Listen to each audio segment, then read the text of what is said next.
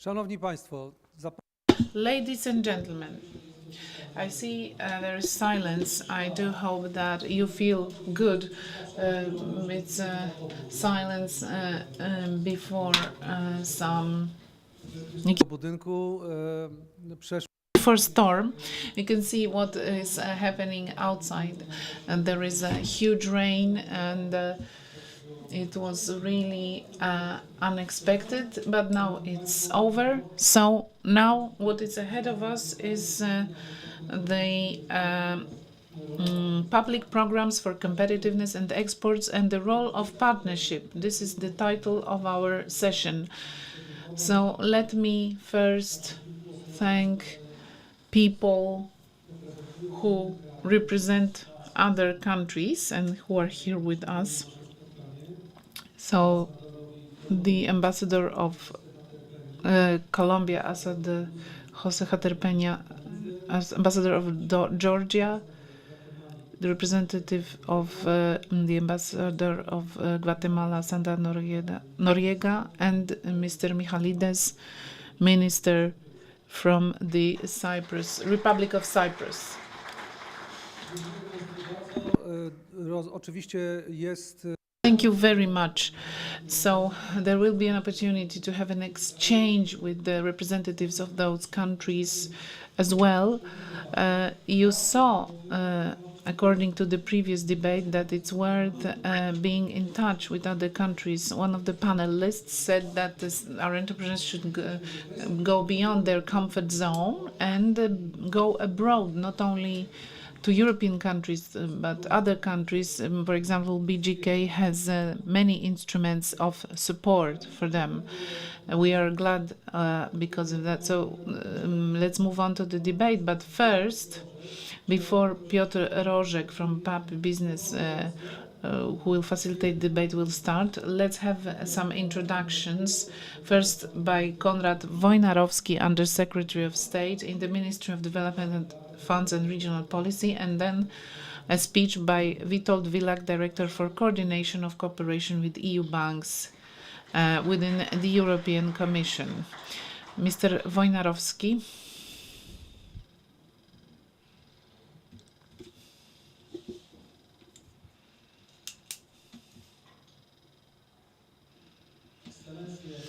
Dear Excellencies, dear guests,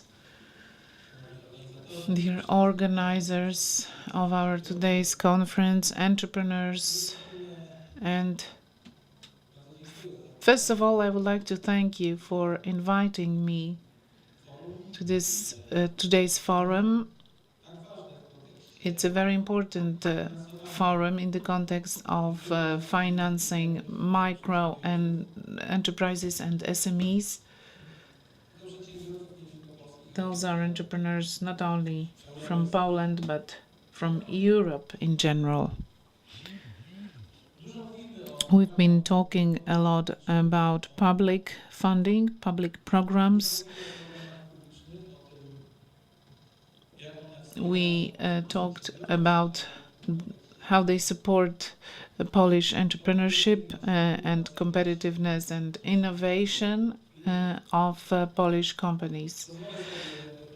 So let me say something about this situation, the current situation. So the first thing is National Recovery Plan. The National Recovery Plan is a good funding. This is some money which goes to Polish entrepreneurs, but it also means that there will be reforms and investments. We talked about the regulation, namely, and the Prime Minister talked about it yesterday. The ministers talked about it. So the National Recovery Plan is also a kind of the regulation that is a development growth plan for companies in a given country. So funds apply to different types of entities, micro enterprises, SMEs, and they are the foundation, as we know, of the Polish economy.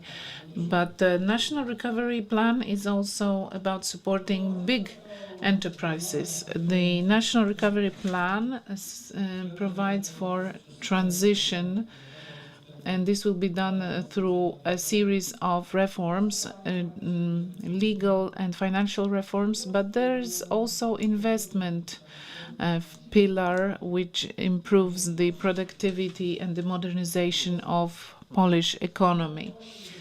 The reforms and investments aim at improving competitiveness so that the economy is more efficient, innovative, and resilient and competitive on international market through investing in micro enterprises, SMEs, and what is also promoted is the change of business models. What is the time framework of the use of National Recovery Plan? We know that it's coming to its end now. Apart from the Security and Defense Fund, which has been negotiated and revised within the National Recovery Plan, and it will be launched as of the end of the year, 25 billion Polish zlotys, about 6 billion euro for Poland, but also for entrepreneurs, for the defense sector. And I'd say that it will be allocated to all those goals which will be fulfilled within this instrument, which are popular. As I said, the investments will be finished according to all the rules till the end of August 2026. So for part of the investment, the call for proposals is already closed, but for some funds, it's possible to get, also in the defense industry, it's possible to get some support still. Now, the overall amount for investments dedicated to entrepreneurs is at the level of 32 billion euros. So within the National Recovery Plan, the support for entrepreneurs will be more than 160 billion Polish zlotys. Within the third revision of the National Recovery Plan, the instrument to support entrepreneurs was set, and it's an incentive for the private sector, so an improvement of this financing. And this is done within the InvestEU EU program. We talked about it before. More than 100 million euros. This is the amount of money for this program. There will be financial guarantees, and thanks to that, there will be a financial wallet at the level of 10 billion Polish zlotys.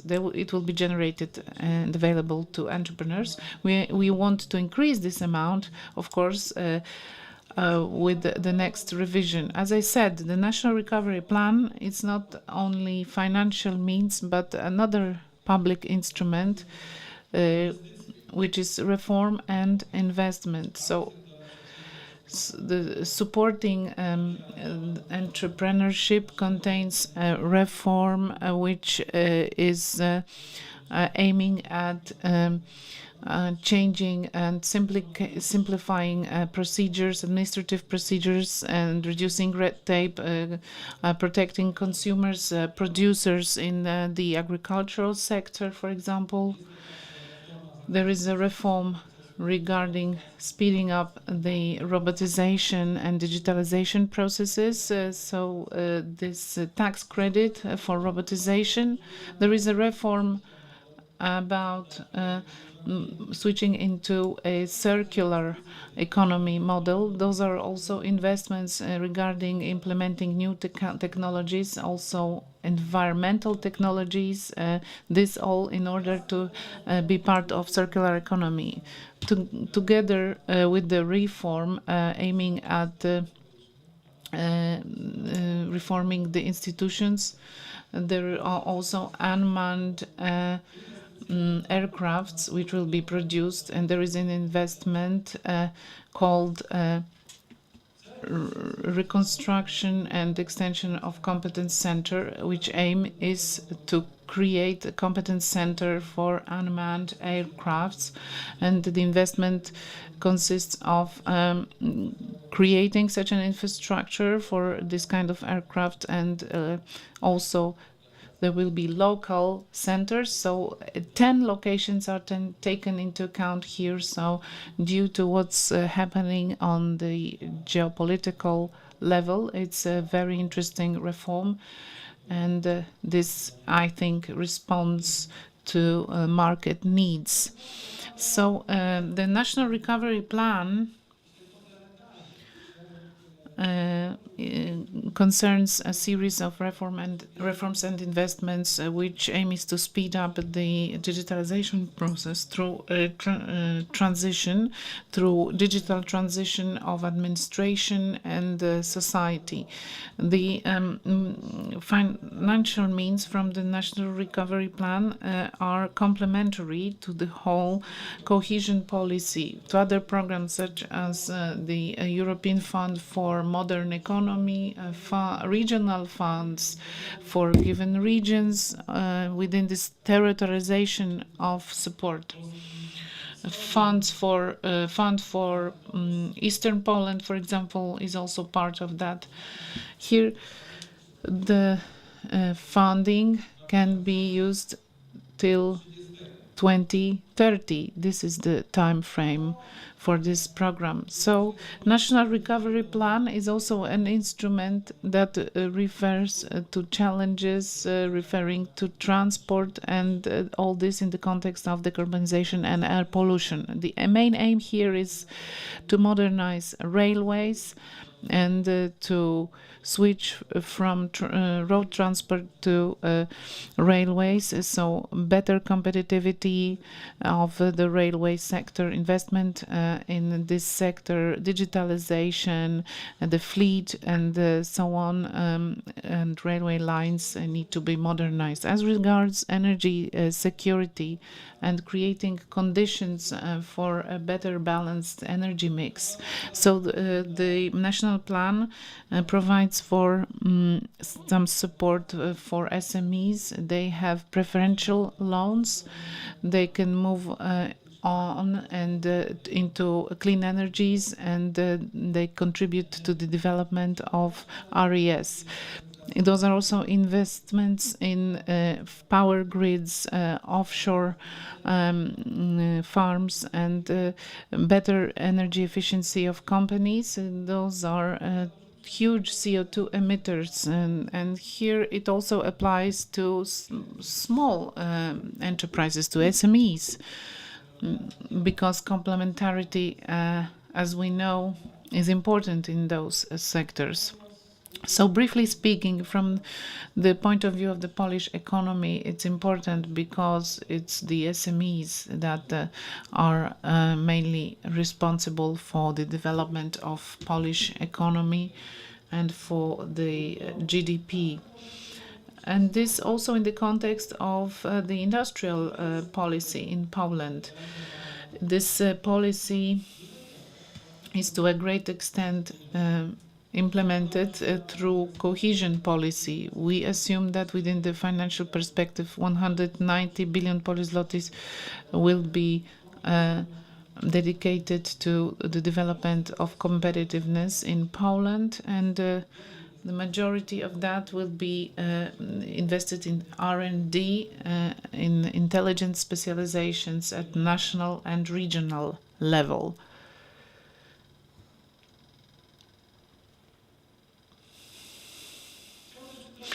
I would also like to give you some statistics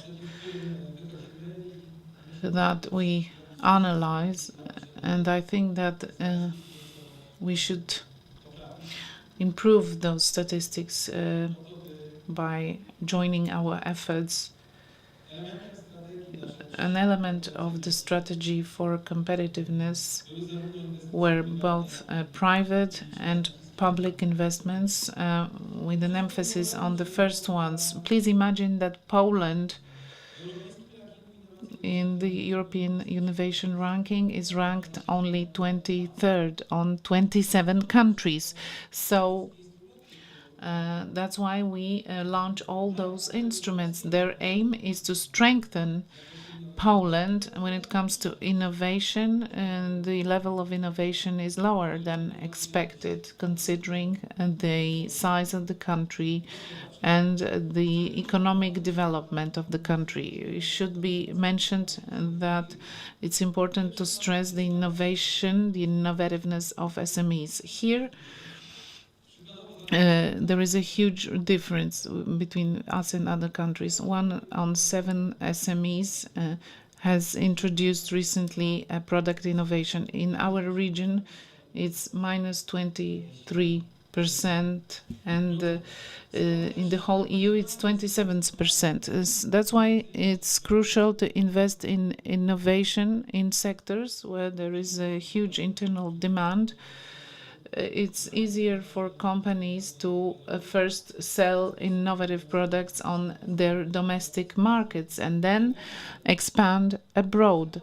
Why I'm talking about it? Because innovation, especially when we know that there will be demand for some innovation in the next 10 years, for example, in defense, in energy transition, module construction, and precast buildings. So this is something that is worth investing in, also in the context of innovation. It's not only national recovery plan, but also there is this new program for innovative and modern economy, where Polish entrepreneurs may apply for some help and investment, which is based on rotation and reimbursable payment. So one of the main measures is the SMART path, which aim is to develop and strengthen research capacities, innovative enterprises who want to introduce process-related innovation, and all this contributing to the sustainable development of the country.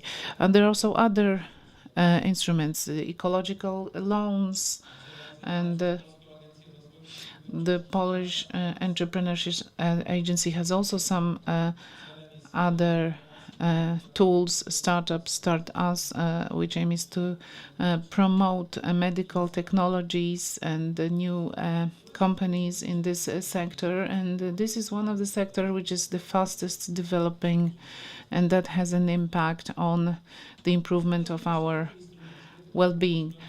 So another instrument was launched this year for entrepreneurs, and both for big and SMEs. This is an instrument which will contribute to the implementation of the goal called by the European Commission Platform for Technologies Strategic for Europe, which allows for the implementation of projects which are part of critical technologies. Its aim is to support the development of critical technologies in the EU or their protection and of this value chain. Those are digital technologies that contribute to the implementation of goals, multinational projects, and innovation in deep technologies. So this is also about clean technologies, neutral technologies in terms of emissions, and those are also biotechnologies and medical products that are part of the EU list of medical products of critical importance. So, ladies and gentlemen, in order to describe all the programs, well, we would need a lecture, a very long lecture. Or a conference for 2 days. But I think that each of the support programs are mentioned under National Recovery Plan, which is big money for Polish economy, which would soon be seen as well as other cohesion policy programs or territorial support for Eastern Poland, just transition fund, regional programs, as well as those related to public-private partnership, where I think we should focus on the word partnership here, as well as other programs implemented together with our partners. So today I met the ambassador of Switzerland to Poland, and we've been meeting quite a lot recently because we are implementing a joint project or program on Polish-Swiss development of cities, and in a few days' time we will see the list of the projects selected, about 80 million Polish zlotys of support for each of the cities. That would be 100% grant, so it's a kind of very good thing, not only for local governments, but also a local entrepreneurship. And we also have Norway grants. I mean, all these programs are also part of our country's development strategy until 2035. We want also to retain a complementarity introduced several years ago by a law on civil defense and protection of the population. So because we also have the kind of defense part under National Recovery Plan. This is for kind of protection facilities, bunkers, for roads, bridges, tunnels. So it's kind of combination of EU funds and national funds. Is also of great importance in that context. And we would continue that path in the context of strategic programs or strategic documents, as well as all public programs which are available to us, and of which we may really boast, we and the European Union. And also Polish presidency of the European Union was of great importance. It has just ended. Well, and there have been many products and funds like SAFE products for 150 billion euros. Some of that funds allocated for Poland, for Poland's defense. And it will be Polish companies, not only from the armed sector, that will be able to make use of these funds. To sum up, I would like to encourage each and everybody of you not only to use EU funds, public funds, but also I'd like to encourage you to contact us, to hold good talks with us, and also to meet some expectations, because a public consultation is also of huge importance for all ministries that have public funds and EU funds to be disposed of, so that to meet expectations and to really solve the problems of especially SMEs. Thank you.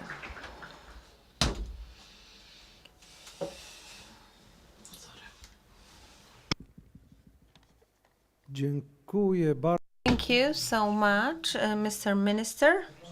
And now I'd like to invite a representative of the European Commission. So that will be Director for Coordination of Cooperation with EU Banks and International Financial Institutions, Director General for Economic and Financial Affairs, Mr. Witold Wilak. So the floor is yours. Thank you very much.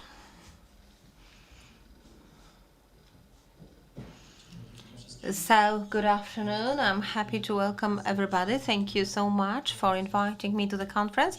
It's for the second time that I'm taking part in that excellent forum with such distinguished participants and all kind elite, let's say financial elite of Poland. So the minister has just presented major programs, cohesion policy programs, NRP, that is National Recovery Program, and now I'd like to focus on another program, Invest EU. This is of great importance for entrepreneurs in particular, and that before I discuss the issues related to public programs for competitiveness and exports, and we want it, of course, very much. But before any program, we first have to have a very good strategy. That's why I wanted to show to you the plan about which there was some information given by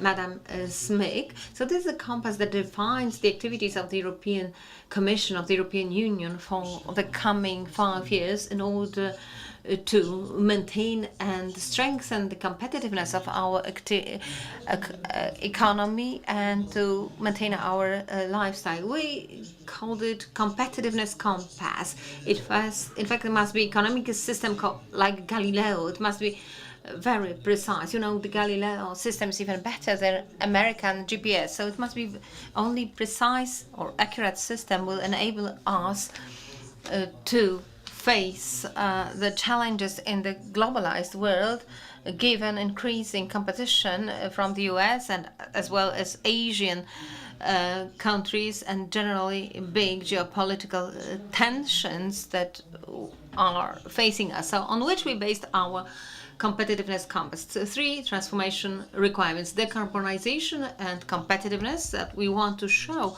that they are not opposing terms, eliminating innovation gaps which still exist.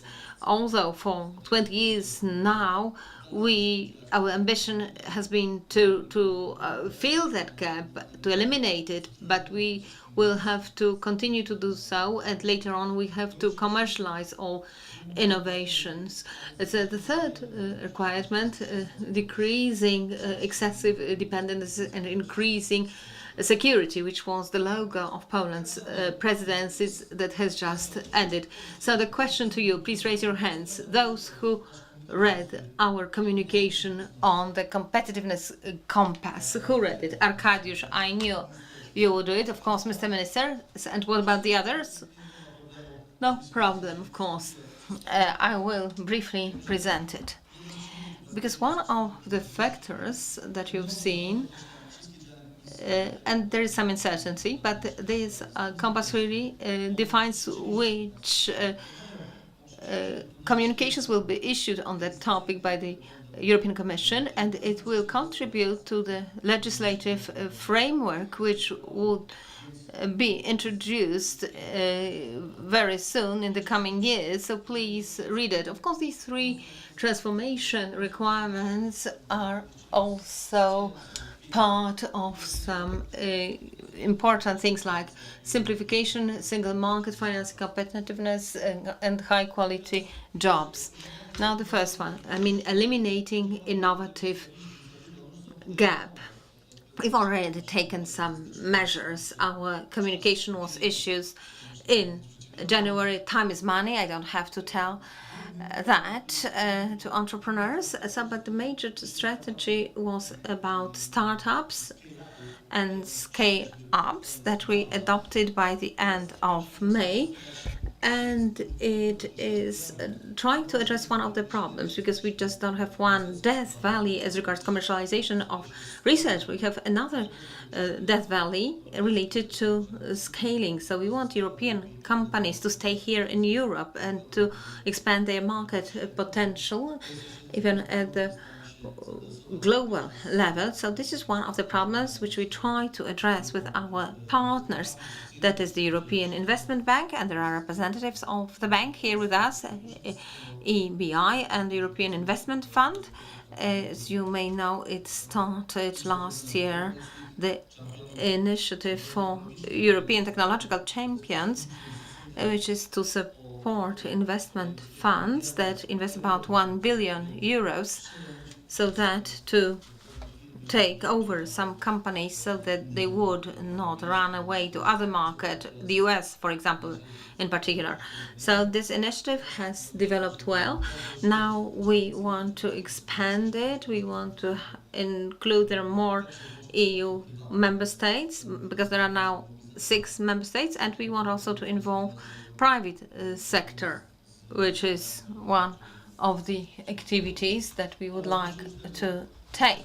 But in addition, as for SMEs, we have many other elements, the 28th legal system for innovative companies, so that to change this fragmentation and have a better access to the market for innovative companies. And there is also digitalization and the space. So these are all areas of crucial importance for the future development, and we will take measures in all these sectors. The second pillar is the joint action plan for decarbonization and competitiveness. So how decarbonization policy, which, as you know, despite some tensions, should be really integrated into industrial policy. So our ambition is to become a neutral continent by 2050, and that should also support the industry. And that should not mean that industrial activity will go down. So we would coordinate all these policies, economic policy, competitiveness policy, trade policy, so that enterprises in Europe and sectors in Europe should be best prepared for these large steps towards competitiveness, and they should stay here and operate here. We have many sectoral also initiatives, like for the chemical industry, steel, metals, new framework of state aid with regard to clean industry. So there are many things that we want to do so that the European industry should be modernized. And the third element in decreasing, strengthening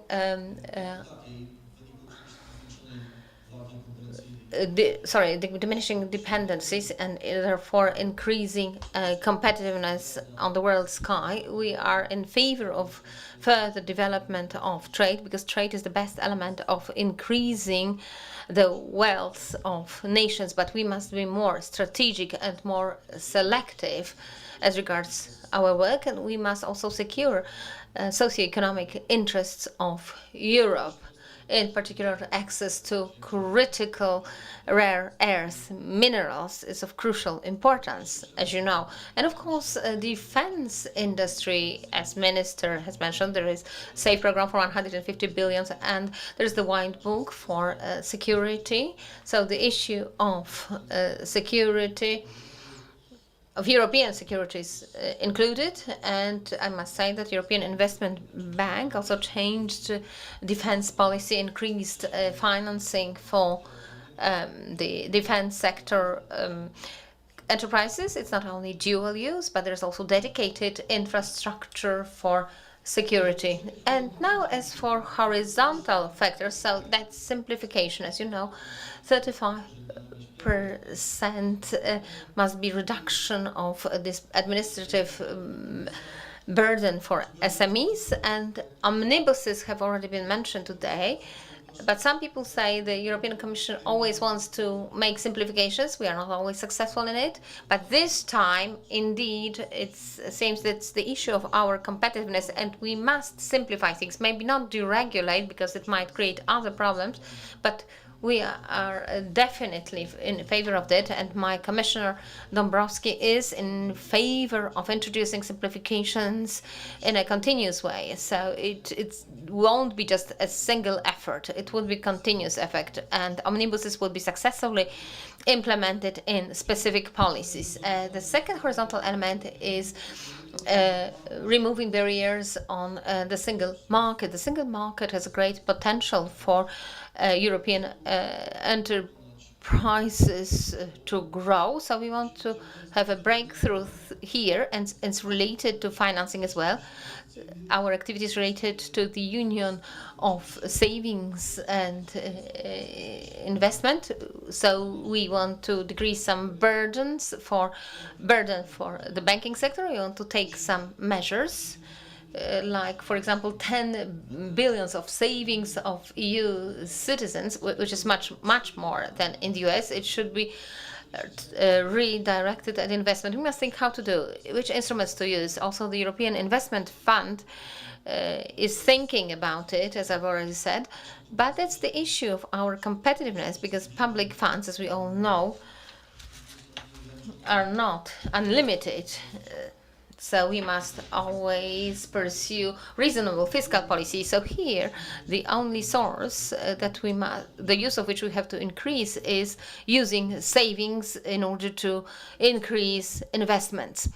Well, so let me now get back to also skills and high quality jobs. We know human capital, entrepreneurship is really the base. And the last element, better coordination of policies between the EU level and member states level. So that's crucial. So we should not introduce activities that would be opposed to each other. So there's the issue of better coordination, and that would be the key of the European semester, and we would have a special tool dedicated was better coordination, decreasing the number of various financing sources, and in that respect, the InvestEU program, in which I participate, already made some improvements. But you know, on the 16th July, we present a package of solutions for the next period, for the next perspective. We would suggest the European Competitiveness Fund, which would combine some financial instruments that were separate instruments, and thanks to that, we would have a better possibility of combining refundable and non-refundable funding, and that will be simplification for beneficiaries. So now the InvestEU program, we've already achieved a lot. The program integrated a dozen or so financing initiatives, so it increase of the guarantee fund in order to decrease the risk of investing. That's what we care for, how to decrease the investment risk so that entrepreneurs should really should make investments, increasing jobs and GDP. Advisory hub, which also gave some assistance in specifying market conditions, in preparing some investments, and the portal, the InvestEU portal, that was to match in promoters and investors. So InvestEU, that's what we want to base on in the EU, on its methodology. That was one program that covered various policies, so it was quite a flexible instrument also for implementing partners. That was one program in which they could have various support, guarantees, equity support, debt instruments, and many other elements. That was a program which was open to everybody, not only from EBI groups, but of course, the group of European Investment Bank is a major investor in this program. As you know, there was a market approach, so it did not address the measures that were not that was not top down. It was just the opposite. We took into account this kind of approach, and there was a synergy with various other funds like structural funds and the reform program, that is national recovery plan through the so-called national pockets. InvestEU was a flexible instrument, and that's why it could really take into account new policies and challenges that we were to address. And in that respect, it supported green and digital sectors. It supported leadership of EU in research, development, innovation, increased competitiveness, including the ecosystem of startups and scale-ups. It promoted investment and social skills. It improved integration of capital markets of the European Union. And this is one of the challenges that we have to meet in order to ensure appropriate financing for it. So major effects, 27.6 billion euros guarantee given, and operations approved in 87% and signed in 45%. The program was create the main leverage, and we were successful, 300 billion euros investment, and the multiplier was 14.8. It's an instrument which is very effective in terms of budget, and this is why it would be vital in the new EU budget, because there are a lot of needs and not so much money. So we look at the maximally effective instruments in terms of budget, and the financing was 67. Share was 67%, quite a lot. So now implementing partners, the EIB group, majorly, and we have many other partners, including BGK.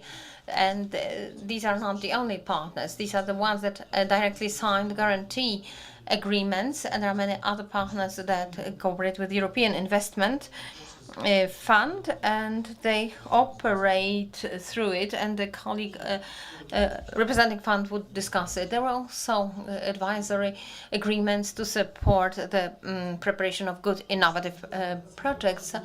Now allocations. The program was quite big as regards combining other EU programs. So the other programs like Digital Poland, the Marine Program, the Space Program, the European Defence Fund, Horizon Europe, they also allocated funds for that program using its system of implementation, which turned out to be very effective because it included financial institutions into implementation. As for other additional kind of funding, the so-called pockets, national pockets, we have here 7 countries. Poland is not here, but as you may know, under the National Recovery Program, Poland decided also to create this kind of national pocket at the beginning of 160 million zlotys. So by the end of this year, on this slide, you will see also Poland as the country that would also launch a special instrument for the Polish market. Now, as for sectoral intervention of the InvestEU program, you can see the major sector was energy sector. That is related to the Challenge Repower EU program, this sort of challenge, and the goal such as withdrawing from fossil fuels and dependency on such raw materials from Russia. So SMEs were the second beneficiary here. Over 5 billion was allocated for the program supporting generally SMEs. And it's one of the challenges that we would like to maintain in the next perspective, so in the next period. So we would like, of course, to be here to be aimed at these innovative programs, but also it's important to support SMEs at the horizontal level. So now, simplifications. InvestEU, the European Commission, suggested a system of simplifications in the omnibus, so such as reducing reporting obligations and other simplifications for partners, especially for SMEs, and the new definition of SMEs. We also improved some activities, and that financing is also possible, and other currencies are now allowed, and thanks to that we would address the problem of currency risk, which is important for the countries which are outside the Eurozone. And thanks to optimizing the system, and thanks to initiatives from the previous financing period, we have this kind of capacity to have guarantees for billion euros of investment until 2028. Why is that important? Because the new financial perspective will come in 2028. So it's good that we are able to raise new funds in that period, even in this current financial perspective. And also this additional capital will enable us to support new initiatives such as clean industry and implementation of the competitiveness compass. And these initiatives of the European Commission and in 2025 that receive InvestEU support. Here, the slide shows them. So many of these initiatives are being carried out together with a group of the European Investment Bank. So we have the start-up, scale-up strategies, the program for technological champions. We have the fund for scaling investments. We will have a separate thing for AI. We plan investment in giga factories in Anabai on the decarbonization. EIB group adopted all these things. Energy sector, clean tech sector guarantees for energy grids, decarbonization. So all the elements which enable us to even better modernize the energy sector in Europe. And now as for the capital market and the union for savings and investment, we will have here equity, where InvestEU included 8 billion in various equity funds. And the question too is how to get out of, let's say, all the companies and how to enable them to enter capital markets. And the issue is how to do it in the best possible way, and we are discussing it right now. So we may not forget social investment, just the housing sector, which is a big, of course, challenge for because of various tensions. So here, together the European Investment Bank and other financial institutions, we created the platform for sustainable profitable and sustainable housing. So all these projects will be implemented together with the European Investment Bank, which launched TechEU program quite recently, and it is also one of the biggest programs. It will be 7 billion loans within 3 years, and that would lead to 250 billion of investments. And the program is also supported by InvestEU program in the most risky operations, and I do hope it will enable us to have a kind of dynamic investment support within the EU. Why am I saying it? Because part of the funds will be allocated to Poland, but as you mentioned, if major markets as Germany would go through recession, it would have a negative impact on Poland's economy. So our interest is that all parts of Europe should develop as fast as possible, because we have competition of other industrial power. And that would be all from my side. I do hope that our debate will be fruitful. I do hope that we still have some time for this debate. Thank you.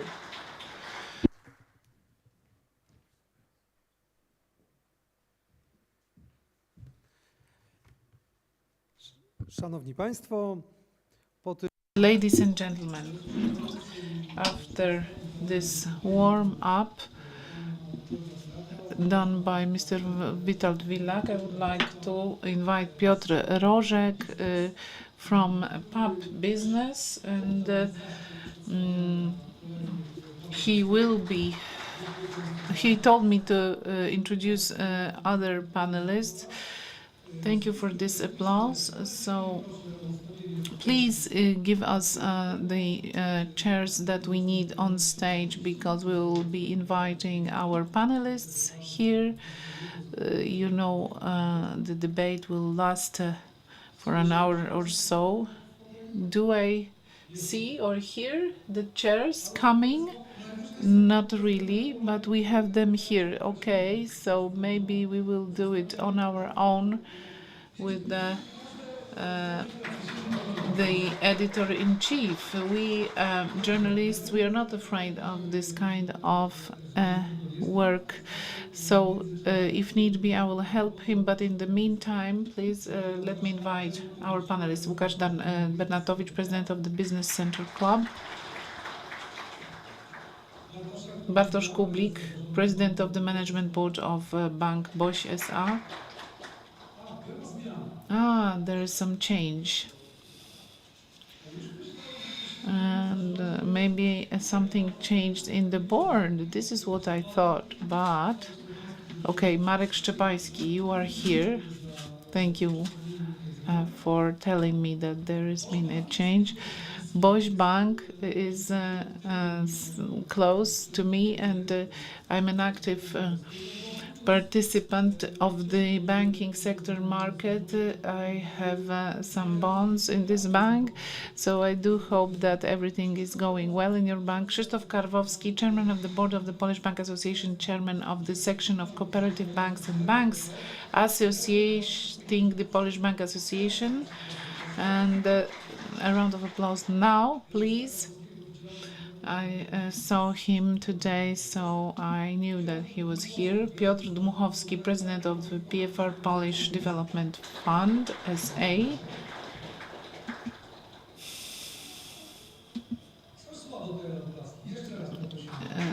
Please applaud a bit more. Krzysztof Telega, Vice President of the Industrial Development Agency, SA. Yes, he's here. And Roland Kampe, Head of Commercial Banks Division Guarantees.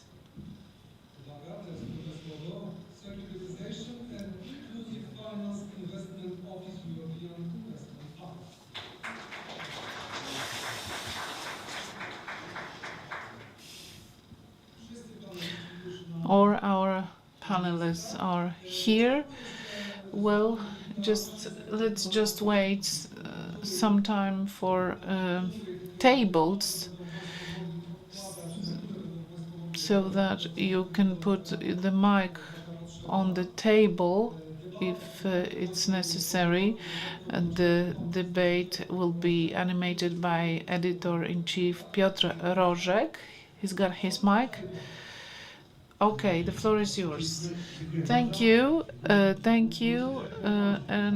we were supposed to finish soon, but we are starting, so we will see if we'll be able to catch up with the time. It depends on your answers to our question. Mr. Wojnarowski and Mr. Wilak presented programs that support, among others, the SMEs. They do it at a European and national level. So I'd like to discuss those programs, the programs that are now in place and that will be in force in the future. So from our perspective, what does it work? So the first round. Let's start the first round. We will be present the diagnosis of the current situation, whether the current plans have brought some effects. Let's start by Ronald Kampe, the European perspective. Director Wilak talked about the European Investment Fund many times. So from your perspective, what does it look like when it comes to the accessibility to capital for SMEs? Is it good? And how to transform economies into investment, in individual people's economies into investments? And what are your priorities as a fund? So what paths are a priority to you? Thank you very much. It's an honor for me to be here today and to be part of this discussion. It's particularly onerous for me, as for EIF, SME and financing to SMEs is at the heart of our existence, right? So within the EIB group, EIF is a fully SME dedicated part that is focusing on equity and is focusing on debt investments. And in debt investments, we are really our core activity, and that's our purpose of being, is to support SME lenders to finance SMEs throughout Europe. The current program is InvestEU. We have heard the name very often. From under InvestEU, EIF for SMEs is the biggest partner for SMEs in the implementation throughout Europe. This is for the central budget. This is for the member state compartments, as we just have learned, that have been signed. So that gives us additional capacity. Now, what are our priorities? Our priorities are the policy priorities of the Union. That is competitiveness, that is innovation and digitalization, that is sustainability, sustainable investment, transition to the green economy, that is support to micro companies, that is support to students and learners, that is support to the creative sector. But the first three, so competitiveness, innovation, sustainability, innovation and digitalization, and sustainability, this is the flagship of our activity these days under InvestEU, and also going forward in the years to come. Now, in Poland, it is really also, I mean, Poland is an SME country, so our purpose of being here in the market and to support the banking sectors to finance SMEs, to take more risk, to offer preferential terms, this is really what is our role. Now, with the existing resources under InvestEU, we have been almost sold out as such. That's why the omnibus regulation and the additional capacities are of high importance, that we can offer a continuity in the support to the market. And in addition, the additional resources that we're working on with the government, with the minister on the RF funds for the member state compartment that we saw on the last slide, where we have the prospect of seeing Poland there also. This is really a good message for SMEs in Poland, that the continuity is worked on, will be provided, and we can be of the helping hand to the financial sector to finance SMEs in their investments, in their transition, in the upcoming challenges for the years to come. Thank you. Thank you. Skoro diagnoza, to zwrócę się do pana prezesa Łukasza. Now about the diagnosis, let's move to Mr. Bernatowicz. How do you see the efficiency of the current programs? Good afternoon, Łukasz Bernatowicz from Business Center Club. So let's start with a positive thing. It's the availability of grants in the EU funds, such as ENG or other grants, the support of public institutions which are also represented today. This is confirmed by our members in a quick survey that we did before our today's conference, is that it's a huge positive aspect. They have good relations with all the agencies in Poland, BGK, PARP, and other agencies. So those are also programs aiming at expanding abroad. Go to Brand, for example, such a program, which is a positive thing. And finally, tax credits for innovation. So, but I don't want to show only positive sides, because there are also some negative sides, which are numerous barriers that are present not only in this sector but in all sectors. One of the basic elements that has a negative impact is lengthy procedures. There's a lot to be done, but not only in this aspect. What is a problem is the unpredictability of regulations, of laws, and frequent changes in the law. So this needs to be improved. And there is also an excessive emphasis on control, which is understood, because there needs to be control, because it's public funding, but which is at stake. But this control is really having a negative impact somehow.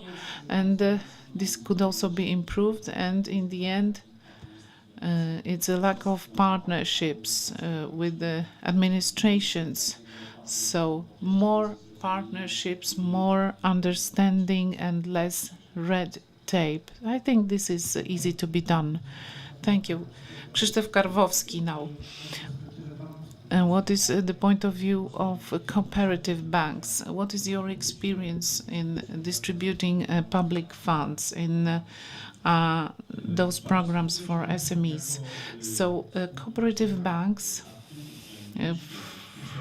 it's the smallest actor in the banking sectors from the assets point of view, but from the point of view of financing economy and local authorities, we have a very significant role, because we have a share of 14% when it comes to local loans and 16% when it comes to financing SMEs. And in the agro market, it's more than 60% our share. So we took part in all the programs that we could have taken part in when it comes to distribution of EU funds. So the problems that we had, well, we know what our people tell us, what you said, your members, what they told you, and what our entrepreneurs tell us. We get information from our clients, so this is a lengthy procedures, time-consuming procedures, complicated processes. This is an obstacle, especially at the beginning of the application of those programs, because at the end of the financial perspective, and there are some funds left, there are additional calls for proposals. So then we know that people are already experienced, they have additional knowledge, and they know what to do. But at the beginning, it's hard, and people have problems. Of course, we have experience from our customers, and if it's possible, we help our entrepreneurs in this procedure, because our participation is based on bridge loans for EU funding, and giving guarantees, collaterals, apart from those bridging credits for some projects, or distribution of programs which are available through the BGK. So those are either loans or guarantees. Well, we try to take part as much as possible in this program and those programs, and support clients, especially at local level, at municipal level, where our banks function. Even only such banks are present sometimes in those municipalities. So the rural areas are our main client. So we do everything so that they can access all the available programs. Thank you. Mr. Dmochowski, TFI is dealing with investment funds, with the participation of public funding. So the question is how you, as investment funds, can support SMEs also in international expansion. But looking at your experience from capital markets, how can those savings, and I asked the same question to Laurent, but he answered already, but how to transform savings into investment? Yes, hello. Let me start from the second aspect. The Draghi's report indicated all this at European level. It's a dilemma which applies to all EU countries. When looking at Poland and households' savings, we have a billion of Polish zlotys where people of savings at household level, which if we add cash and other deposits, so this would be like the double of it. And this is really a huge amount of money. So we need to create a conveyor belt from saving to investing. This is like about capital investments and so on, and the level of such investments in households' portfolio is quite low. That's why also the availability of such investment is low for enterprises. We've been talking a lot about transitions, the cost of energy transition and decarbonization related till 2030 is at the level of 800 billion Polish zlotys. So 1 billion versus 800 million. So this is how it works, and we know that it will get back to the banking system, but we need to motivate Poles so that they are more active in investing, and so that the majority of their savings are invested. This conveyor belt, this is what we need. Moving to the first part of the question, what is the role of public funding in all that? We said that our capital market, equity market is not well developed. There are many gaps. We miss many instruments. The private funding is not well developed. The capitalization of the stock exchange is low. So the main financing source now in Poland is bank credit, which is always something which will prevail in Europe. But when we talk about financing innovation, financing foreign expansion, long-term infrastructure, bank credit is not a natural source of this kind of financing for many reasons, risk factors, equity requirement, and so on. So in order to fill this gap, we need to create funds that we have in TFI and PFR group. We have, for example, such instruments. An example to give is the Foreign Expansion Fund.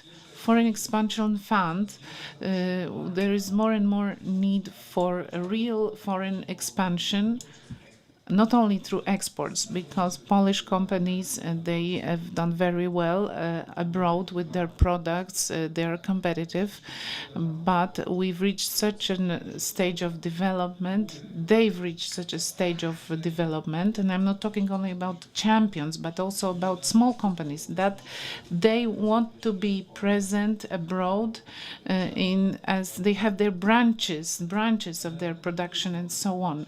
So it's really hard to find a financing tool that will cover this equity part, because they lack capital, and for this foreign expansion it's even harder to get some capital.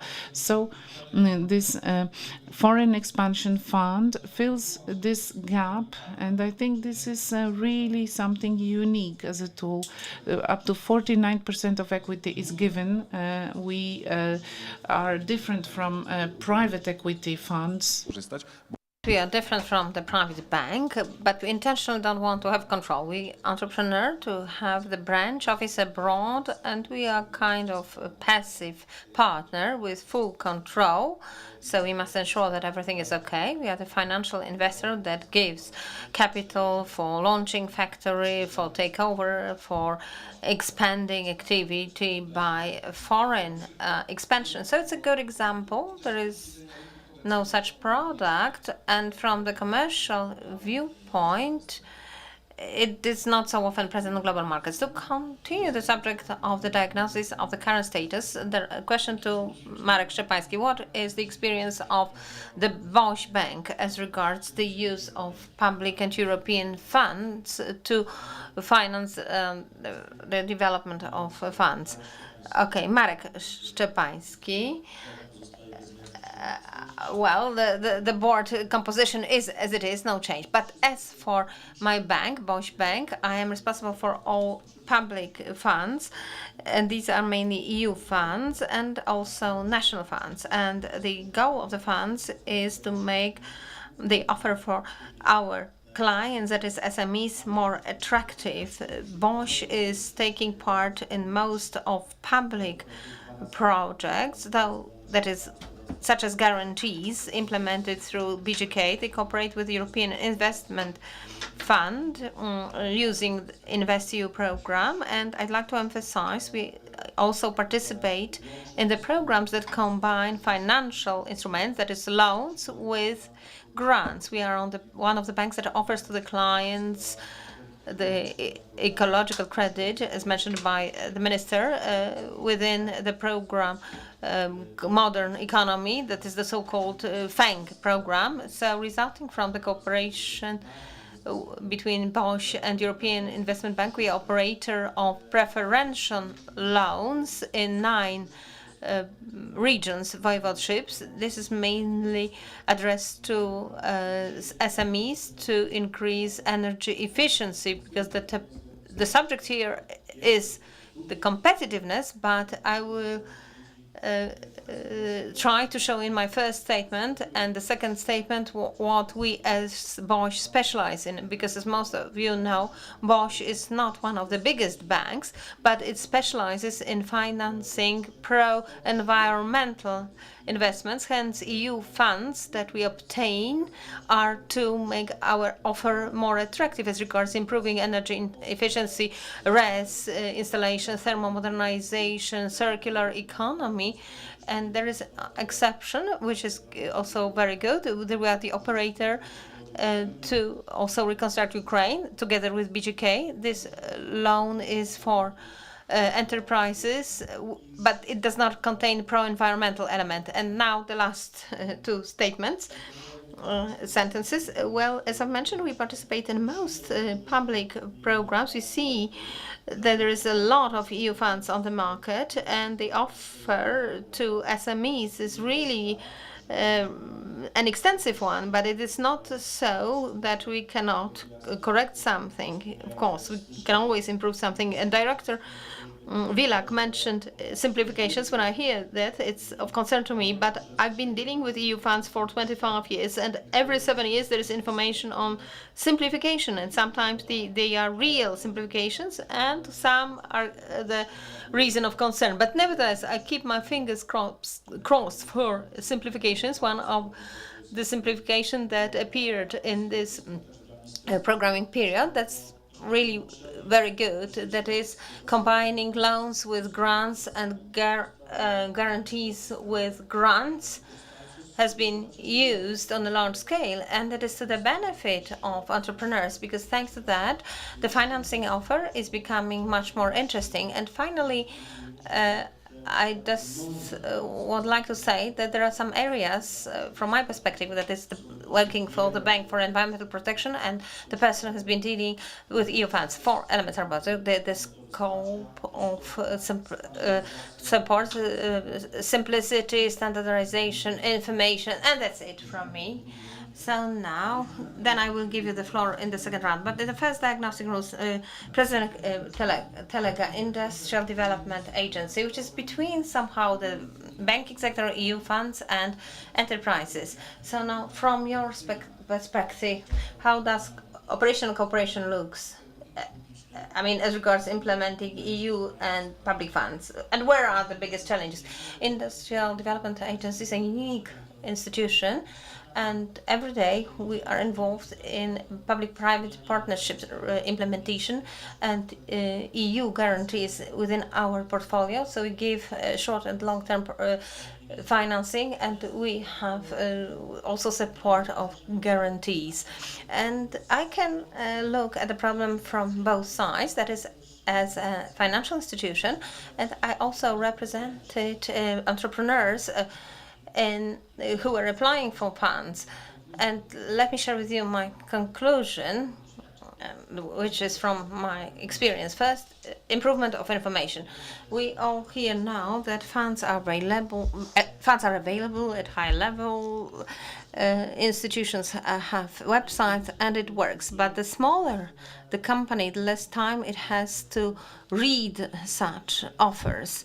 For micro or small businesses, the first contact point here as regards financing is the employee of the bank with which he has an account and everyday contact. Because indeed, financial institutions when they face up an entrepreneur with an idea, financial idea, have enough knowledge to suggest to him an appropriate way of financing. An appropriate way, I mean, not just the products from their shelf, because it's kind of usual situation. But let me focus on the fact that we have a lot of instruments of support funds, which also decreases the risk for the bank giving a loan. So in my opinion, credit officer should have such a knowledge that would make him a kind of advisor for entrepreneur, so that to guide such entrepreneur and show the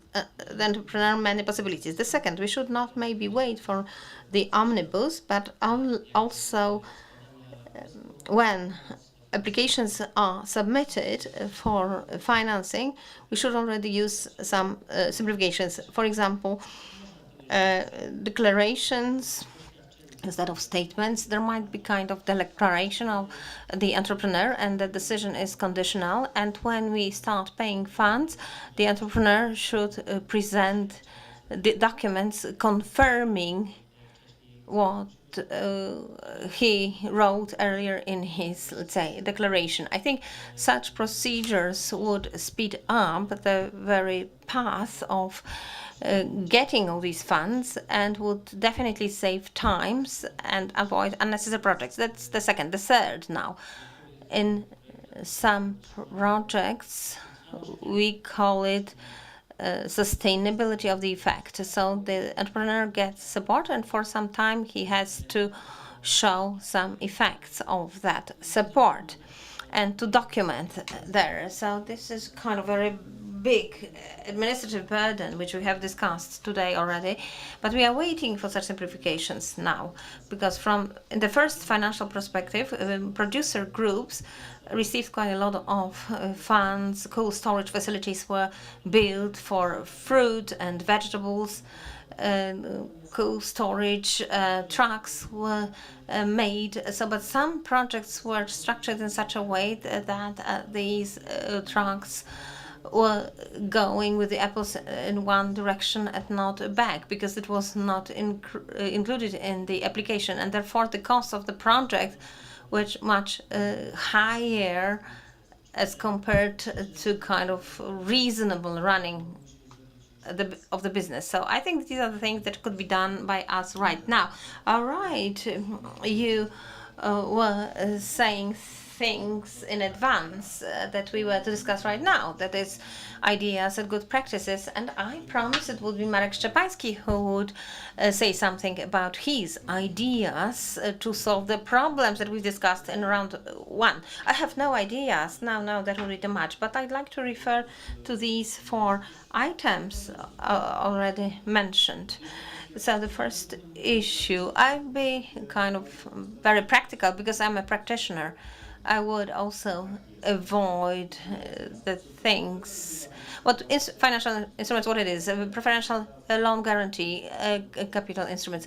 Because, well, I will try to use simple terms. And now the substantial scope of support. We know that major focus in this program is put on SMEs. And let me remind you that we don't take into account the number of employed, but also working capital and financial relations. Many clients come to us and cannot be given funds because they are part of a bigger group. And these are the companies who employ 200, for example, 260 people. And these are kind of small mid-cap groups. And it's good that now in some programs we could also finance a bit bigger companies. An appeal to the representative of the European Commission to continue that in the next programming period. Another issue, municipal companies where the owner is the local government. So, for example, like heat companies, they cannot get support because they have no such status of SMEs. Another topic. Simplicity. So please focus on the fact that in this programming period 21-27, there's been kind of gradual abandoning of grants to loans plus grants. Great, because it solves the problem, as mentioned by procedures, lengthy procedures, because the loan can be given, within 2 weeks, 1 month, not 6 months, until, let's say, procedures carried out by NCB or PARP are finished. So, but on the other hand, as regards the loans, there is no sustainable effect, because if you take a loan with low interest rate, then after a year you can sell the vehicle without any consequences. But if we want some kind of grants plus loans, it's A, and B, these should be simple instruments, because as a practitioner, I see that these kind of financial instruments, in quotation marks, are getting closer to grants, so it's a smaller advantage for entrepreneurs. So the third issue now, standardization. That would be really difficult for me to explain why interest rates on loans for thermodernization, res, and exchange of production line is just 1% in one voivodeship, another 1.5%, and redemption is 20%, and in another region is 15%, and it's the same for the same target group. And difficulties in getting information, and for banks, it's very difficult, like for our banks, our bank, because we are involved in environmental protection, and therefore standardization is really desired. And the last issue, information. I'm sure that if I mention some acronyms, abbreviations, names of programs, most of you wouldn't really know that such programs do exist. And now, finally, of course, given what Bosch deals with, we still see that entrepreneurs don't see the obvious truth that investment in heating, the production hall, the exchange of heat sources, lights, and production lines, it's not just, in quotation marks, a whim. It's just a business, because costs would go down, and therefore the business will become more competitive. They may produce more for less, and it seems to me that we all have a role here to convince entrepreneurs that investment in improving energy efficiency is it's in their interest. And whether we have loans on the market at 1%, not 1% of WIBOR, but within the whole repayment period, that's really an opportunity, and it may not exist soon. Now a question to Ronald Kampe about good practices and good experiences, examples of successful partnerships between the European Investment Fund and national development institutions. So please maybe give some examples from Poland. Do you have an experience that you could share with us? As regards good practices. Thank you very much. It's a very good question, because particularly in Poland we look back at a very long-lasting partnership, for example, with the BGK. Yeah, it may not be visible always when BGK is interacting with the banks in Poland and financing the SMEs, but basically the principle is we under InvestEU we support BGK, giving them credit support for the portfolio, and they bring it out in Poland in the market.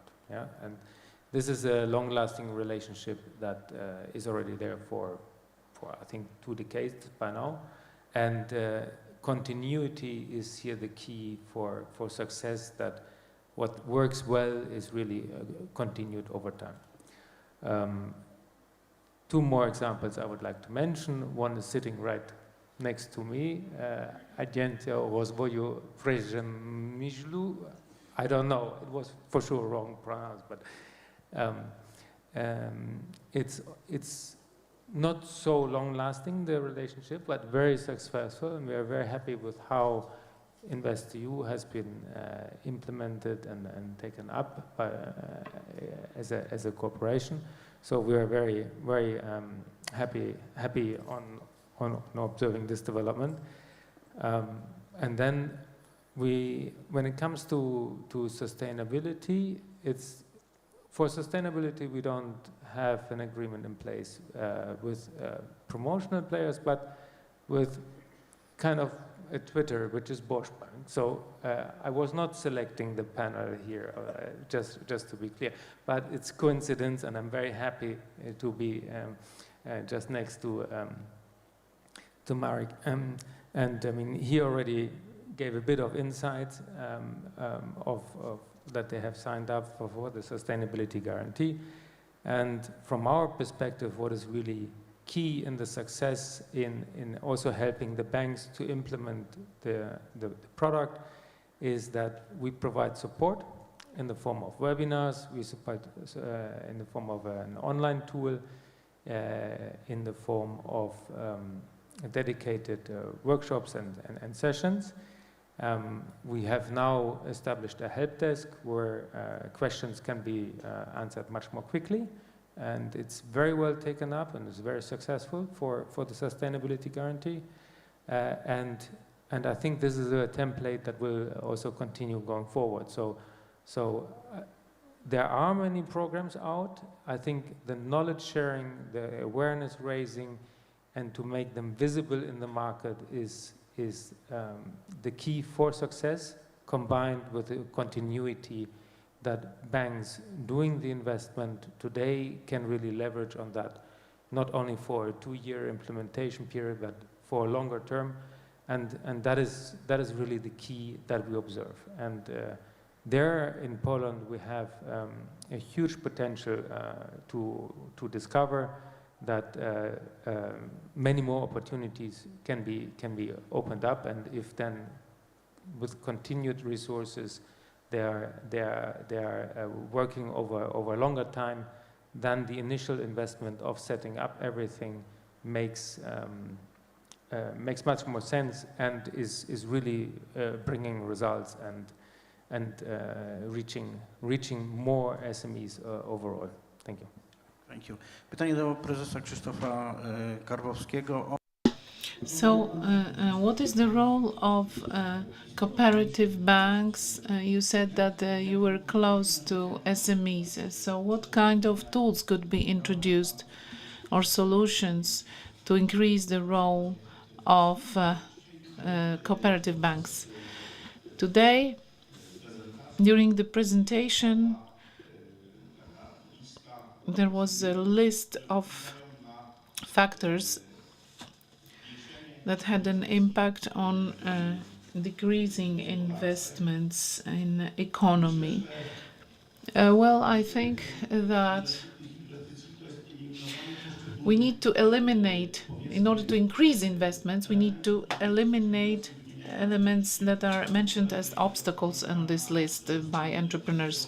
As far as I remember, what was ranked as 6th was the cost of the credit of the loan, but what was ranked high was legal risk, for example, and something we don't have an impact on, which is geopolitics and so on.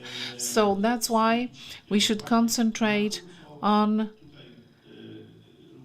what was said before, what makes it hard to get funding. What results from our banking practice is that requirements and procedures, formal procedures, which are really demanding, and this is not only at the moment of getting the loan, but also sometimes during the functioning of the company, when the loan is already given, and an entrepreneur says, everything is going well, you require some reports from me, quarterly reports, so on. I don't understand it, why you are doing it. So those are those administrative requirements. So when it comes to entrepreneurs, are we able to predict what kind of indicators he will have in 3 years? We are not. But we need to have it in our business plan and keep comparing those indicators with the first business plan. So simplifying procedures,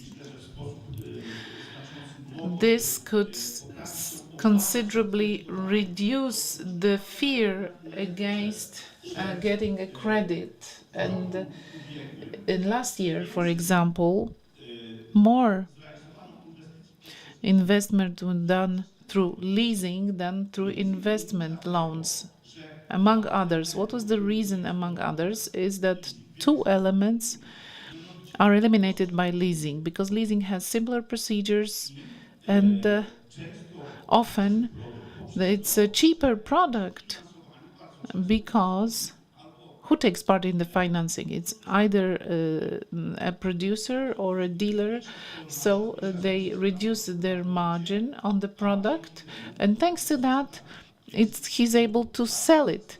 So it's worth thinking about if banks, or they still, so that they have a bigger share in financing investment. This kind of barriers needs to be eliminated. Another thing that was mentioned today was financing startups and companies that are new on the market. Practically, financing a company that has not had stable results for the last 2 years, it's impossible to get a financing from the bank. So it's about introducing instruments that could serve as a collateral, a guarantee for this kind of projects. So this would give us the opportunity for startups, for innovations, because this is what we need in our economy. Referring directly to expensive credit lines, I do hope that decreasing interest rates will contribute to that, and we also need such instruments as guarantees and partly payment to the interest rate that would even out the credit cost in the first 2 years, where the investment there are some hurdles and problems with the investment, and the level of debt is the highest. So other elements, but this was also mentioned, yes, they play a role because they concern us all. Łukasz Bernatowicz, a question to you. Well, how to abolish the barriers that we were talking about? What are your ideas? I see that the diagnosis is good. We all agree with this diagnosis. It's not rocket science, so we need to search for solutions against those barriers. If some solutions are really complicated, people complain about it, so let's make them short. Let's simplify them. You know very well that in Poland we've been having this deregulation process ongoing, and it's a large-scale process. But it seems that it did not reach the areas that we are talking about, this deregulation process. So we would need some deregulatory mechanisms at national and European level, because there is a risk that, especially in the innovation field, companies that feel limited by EU and European and Polish regulations, they would search for other markets, so we'll lose competitiveness, and we will lose the most creative entrepreneurs that either go to America or China, unfortunately, because there are no regulations at all. There are no regulations so strict as here in the Western world. As procedures are lengthy, let's simplify them. Let's make them shorter. If entrepreneurs complain that they have complicated relations with the clerks and with servants, civil servants, and let's educate those servants and clerks how to deal with entrepreneurs, and let's educate entrepreneurs how to deal with those procedures. I must say that we are not good in theory, because as BCC we've signed a contract with NCBIR, and this is something that we are implementing within this contract. The NCBR people are training our people how to deal with all those lengthy procedures, and our experts teach NCBIR clerks how to simplify procedures and how to deal with applications. This is substantial support. So here I see tools that would tackle the problem.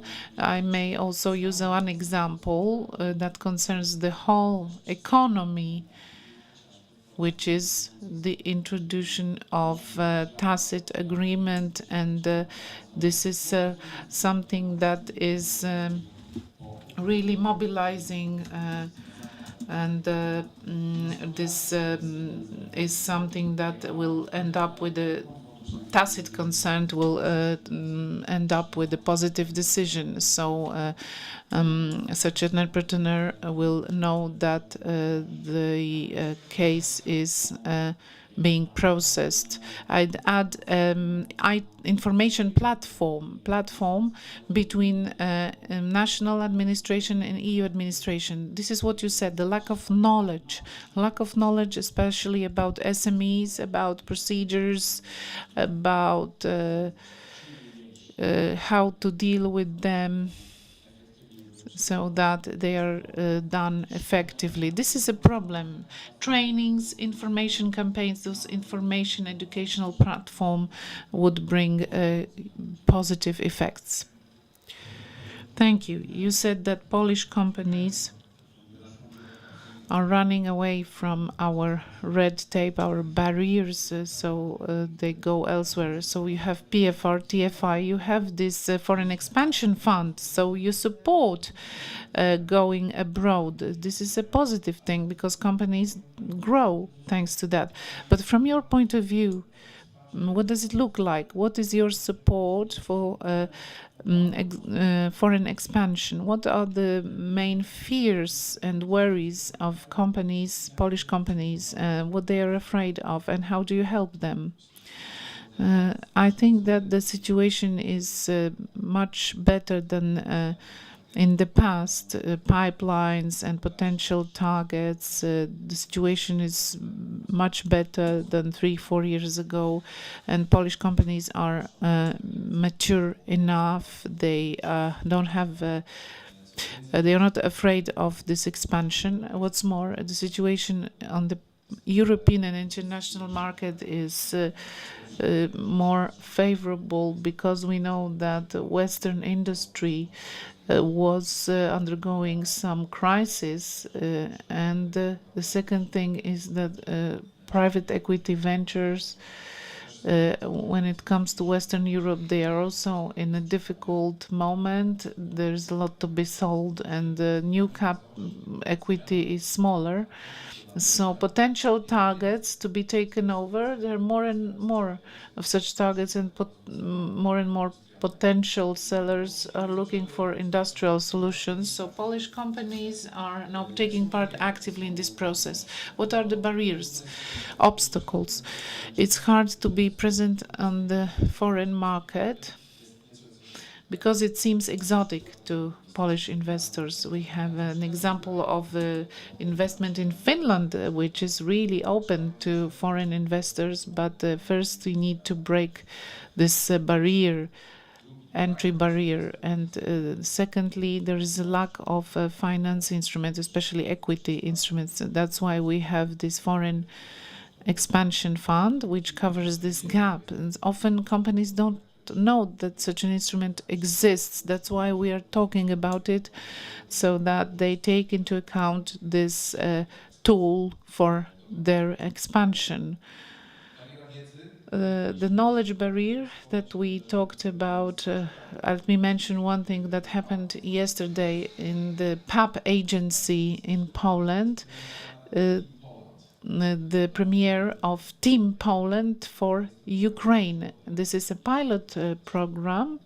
First, we look at Ukraine. So the idea is to collect information, available programs and projects from all development institutions, BGK and other institutions, PFR and so on, KUKE, Małych, and other institutions, so that a potential Polish investor that wants to invest in Ukraine has a one-stop shop, one website, for example, where he or she can get some information on available programs. So we want to boast something is that our fund, together with KUKE, he has invested in Ukraine with a software company from Poland. So when we take part in meetings at EU level, when there are debates how to launch funds that will invest in Ukraine, it turns out that we are the only institution that has already invested there, and we can boast our activity. We have a specific example of this kind of activity. So something to boast about, and this is may seem that Ukraine is a very difficult market. It is, of course, but more and more Polish companies see it as an opportunity. Of course, there are many risks. So war insurance and KUKE, they have equity from our fund. So thanks to that, more and more entrepreneurs consider it very seriously. They want to have investments there. There is a big pipeline.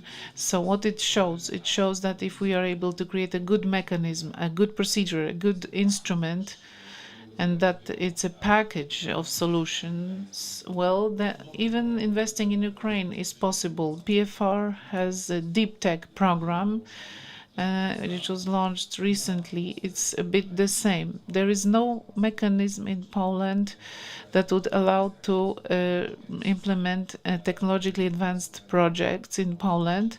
So we need to have such organisms that would allow us to implement such projects. It's really important. As development institutions, we need to know that we shouldn't push out the market. If there is a gap, we need to go in with a long-term objective and create a market ecosystem that would then take over the role of financing innovations and foreign investment. Now, Mr. Telega, and the question to you.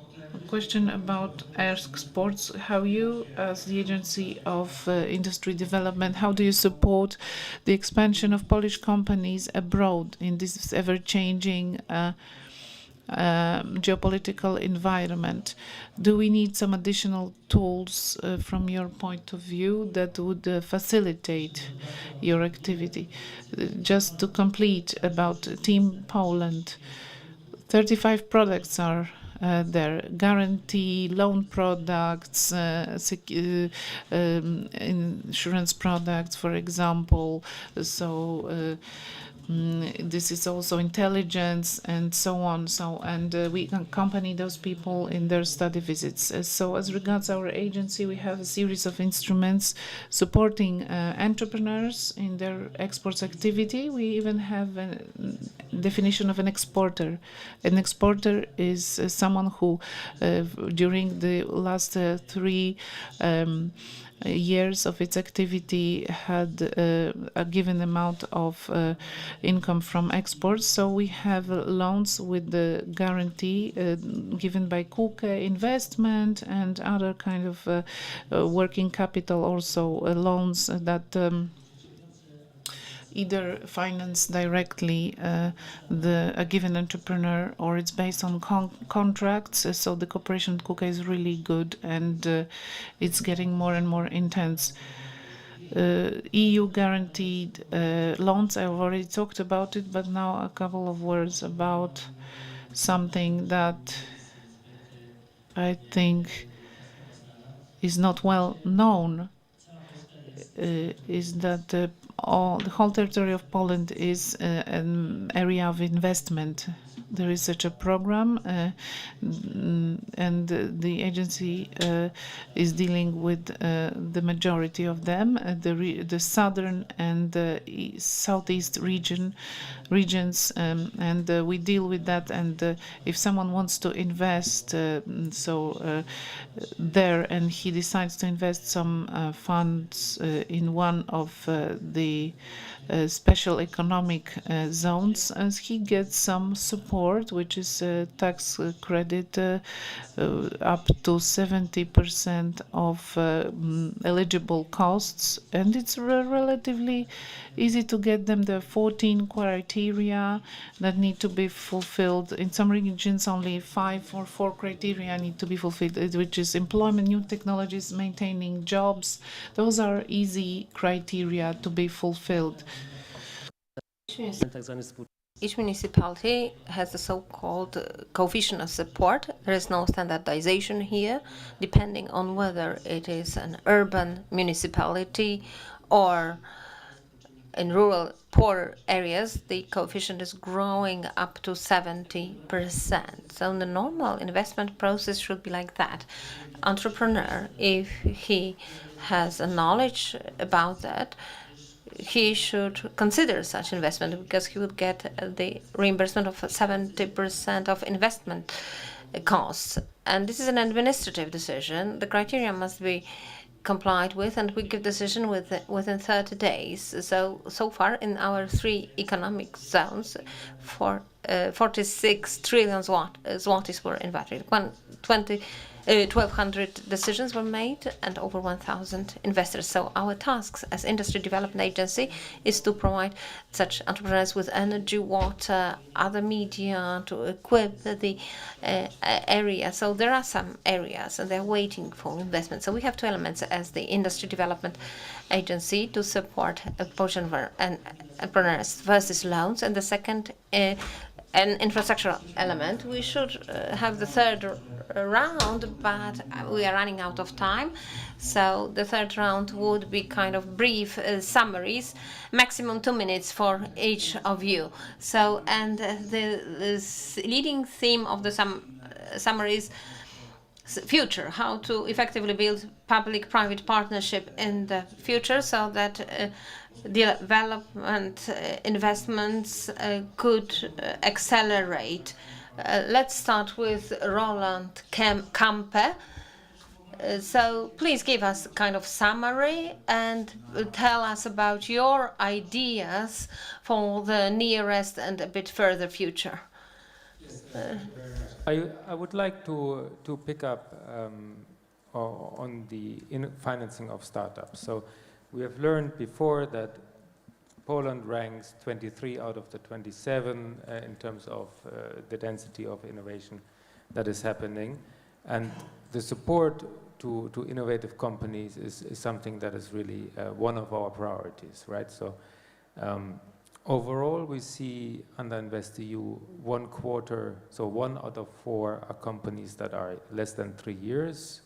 Under innovation, it's 1/3 that is less than 3 years, 2/3 that are less than 5 years. So by providing access to financing with the support of guarantees, young companies can get financing, right? So that's the message number 1, and this is one ambition where we think we have much more potential in Poland, and that is really excellent news.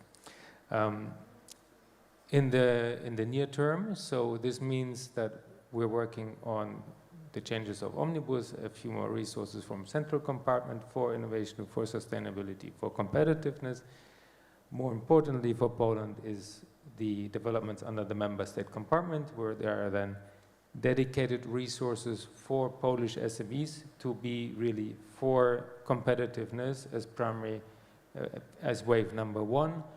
In wave number 2, we're working on sustainability and innovation and digitalization.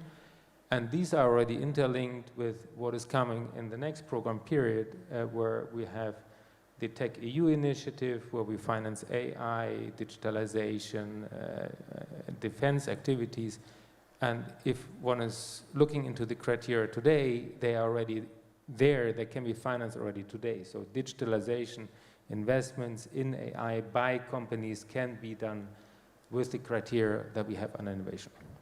The second good news, and I think I have to stop, is that in Poland, for cohesion regions, and I'm picking up what the Agency for Industry Development is already highlighting, that a higher level of support is possible, right? So our 70% guarantee rate increases to 80%, and that really facilitates also then investments in the regions that really qualify.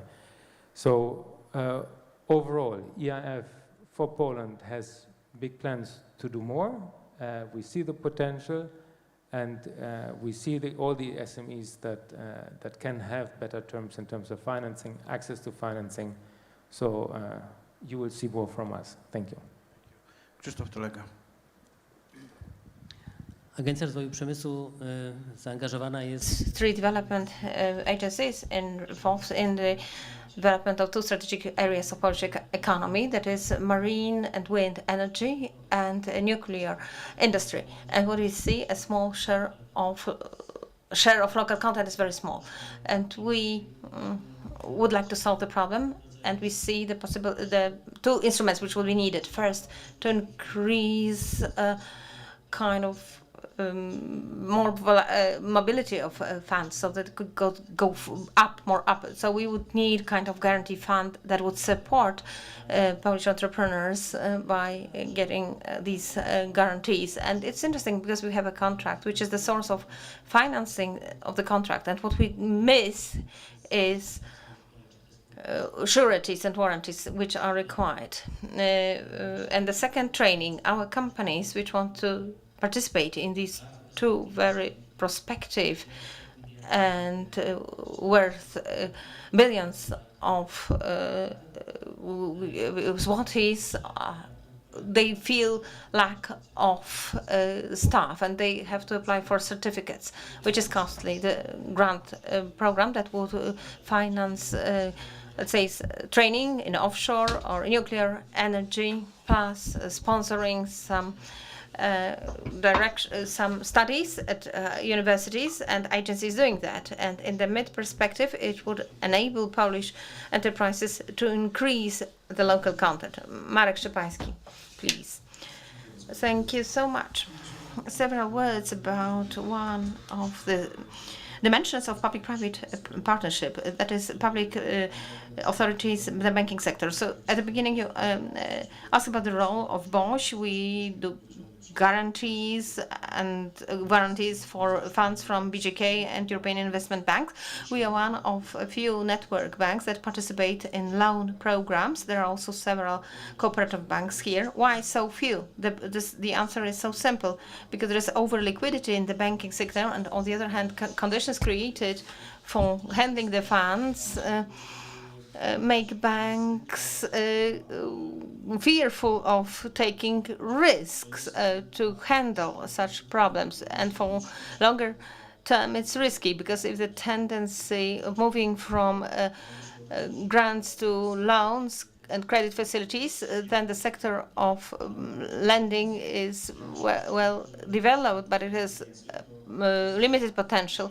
So if there are more funds without banks, we would not be able to process all the funds. And we mentioned also the regulation President mentioned here, and I'm looking at the representative of the European Commission and the representative of the ministry. I mean, these are technical things, but it shows what the problem is about, because on the one hand, the European Commission gave the basis, without going into detail, that it gives simplification in expenditures such as loans, but on the other hand, this audit institution here in Poland, that is revenue administration, really makes us fearful. So in Brussels, they said, yeah, you could do it.